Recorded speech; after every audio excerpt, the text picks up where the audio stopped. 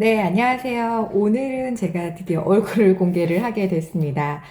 여러분들 지금 시험이 얼마 남지 않아서 시험 공부 막바지 준비 좀 많이 하시는 분들도 계실 거고, 또 이제 시험을 봐야겠다라고 해서 이제 준비하시는 분들도 계시는데요. 지금 날짜가 오늘이 1월 3일이거든요.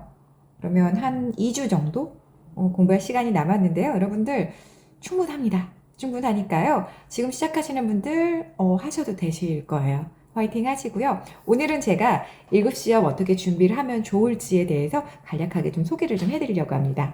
지난번에 소개해드렸듯이 1급 실기는 이제 모바일 기기 코치 실무하고 모바일 기기 강사 실무 두 가지 문제가 나오거든요. 모바일 기기 코치 실무는 2급 때 보셨던 거랑 동일하다고 보시면 되세요. 그래서 가이드 영상 1강에서 50강 사이에서 문제가 출제가 되니까 2급 때 한번 보셨기 때문에 크게 문제는 없을 것 같아요. 비슷하게 나오거든요. 문제는 두 번째 문제입니다. 모바일 기기 강사 실무라고 해서 한 문항이 나오는데요. 이 문항은 이제 시험을 봐본 적이 없기 때문에 어떤 식으로 출제가 될지 감이 잘 안 잡힐 수가 있어요. 그래서 제가 기억을 더듬어 오늘 좀 소개를 해드리려고 합니다. 평가 항목 지난번에 살짝 좀 말씀을 드렸는데 목적과 참가자 그리고 장소 이렇게 세 가지로 구분을 해서 그 항목이 무엇을 필요로 하는지 어떤 걸 기준으로 평가를 하는지 쭉 한번 읽어보시면 될 것 같고요. 그 이외에 뭐 커뮤니케이션 자연스럽게 말을 할 수 있는지 그 정도 능력을 봐서 채점이 되니까요. 이 점 한번 쭉 한번 읽어보시면 좋을 것 같습니다.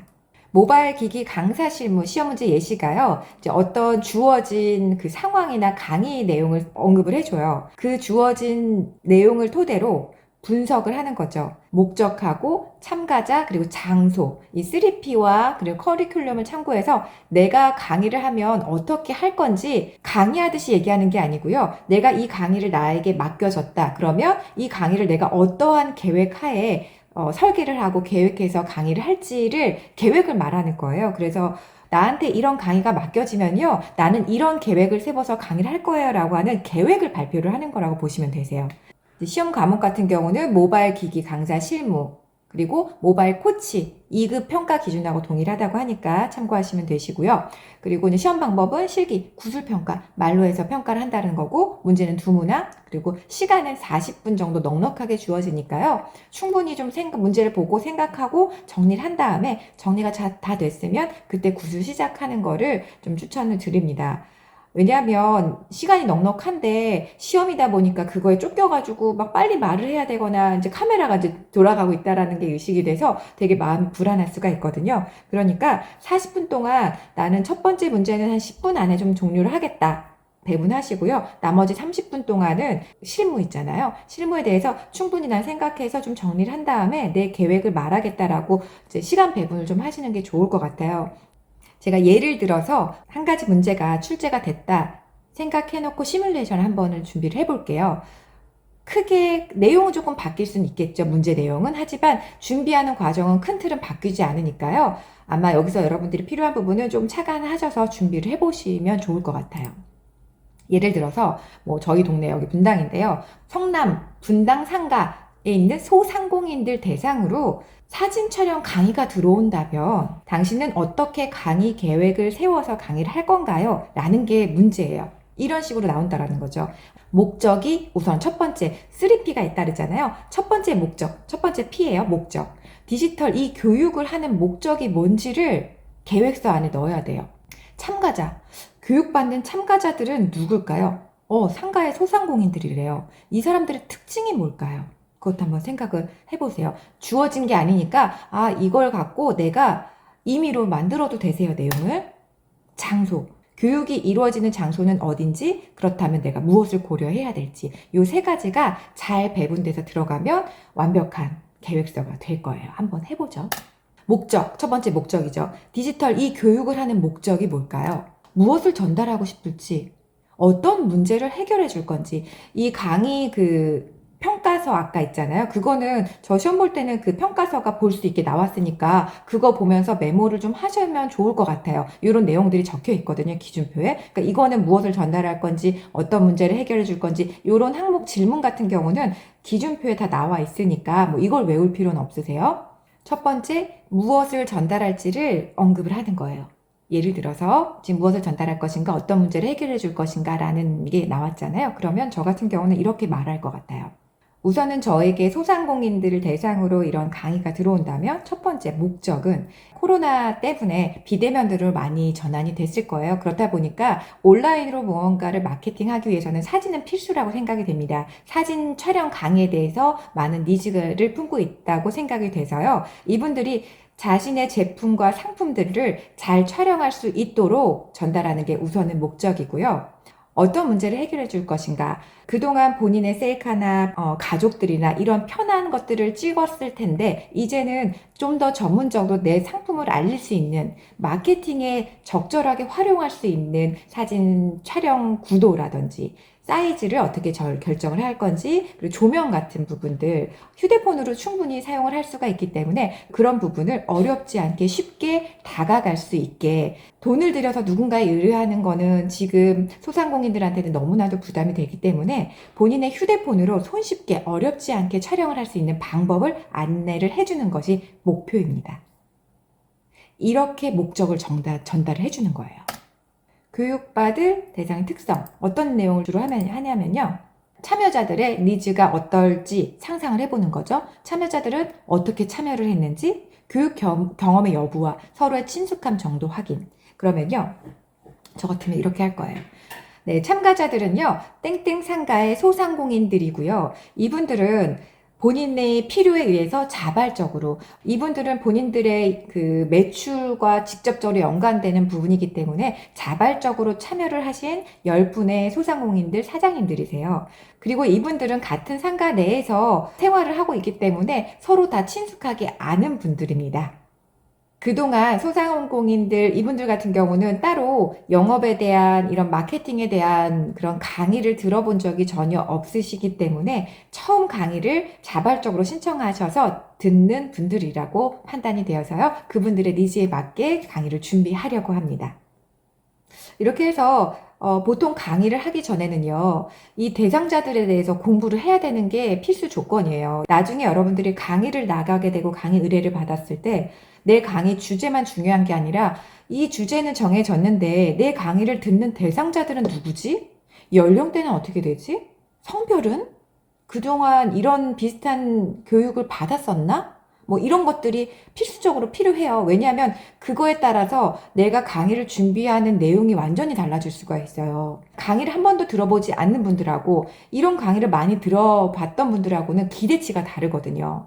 이분들끼리 서로 잘 알고 있으면 상관이 없는데 전혀 모르고 들어왔다. 그러면요, 이분들과 같이 아이스 브레이킹의 내용도 또 달라집니다.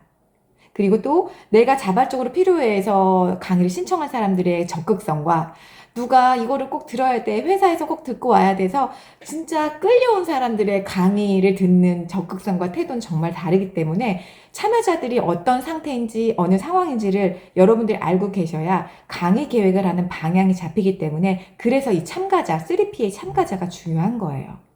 다음 보도록 하겠습니다. 교육이 이루어지는 장소는 무엇을 고려해야 될까요?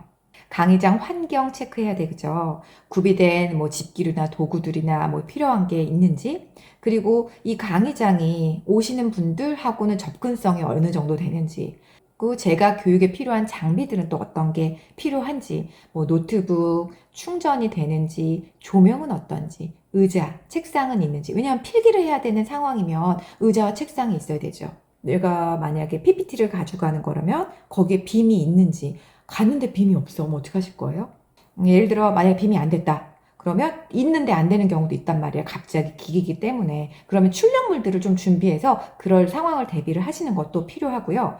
스피커가 혹시 있는지 없는지 여부도 한번 체크를 해주시고요. 마이크 사용을 해야 되는 건지, 그리고 뭐 겨울이나 여름 같은 경우는 냉난방도 체크를 한번 하셔야 되세요. 정말 이런 집기류에 따라서요, 너무나도 많은 변수가 발생을 하기 때문에, 그리고 강의하실 때 빔을 사용한다면 포인터 같은 것도 준비를 하는지, 아까 말씀드린 출력물, 이런 것들은 공통적으로 필요한 거예요. 그래서 오늘 같은 경우는 지금 사진 촬영이잖아요. 사진 촬영에는 뭐가 필요할까요? 참여자들은 다 휴대폰이 필요합니다. 그리고 또 뭐 충전하는 것도 필요하겠고요. 그럼 장소에 대해서는 어떻게 이야기를 끌어갈지 한번 얘기를 해볼게요. 네, 세 번째는 장소입니다. 소상공인들이 있는 상가 건물에 교육장이 있습니다. 이 교육장을 한번 체크를 할 것이고요. 이 교육장에는 사진 촬영을 해야 되기 때문에 어느 정도 자연광이 들어오는지 체크를 해볼 것이고, 자연광이 잘 안 들어온다면 그 강의장 안에 있는 조명이 어느 정도인지를 한번 사전에 체크를 할 것입니다.